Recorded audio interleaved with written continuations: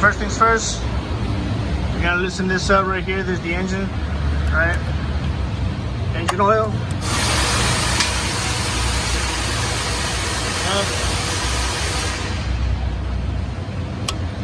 Don't let it drain.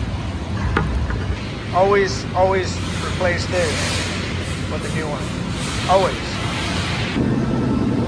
The most rookie mistake that you can ever do when it comes to an oil change. And that is when you take out this filter, you already loosen it, let it spill, right? But you also want to make sure that the old gasket comes off. If in doubt, when you take out the filter, look up to see that there's nothing around here. Nothing around here. It's on the filter, that black gasket.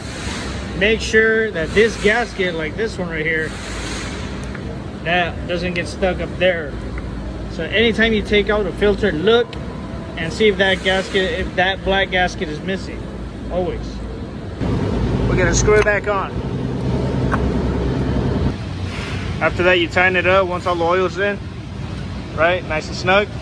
Don't overdo it, guys. It's only a 14, so nice and snug.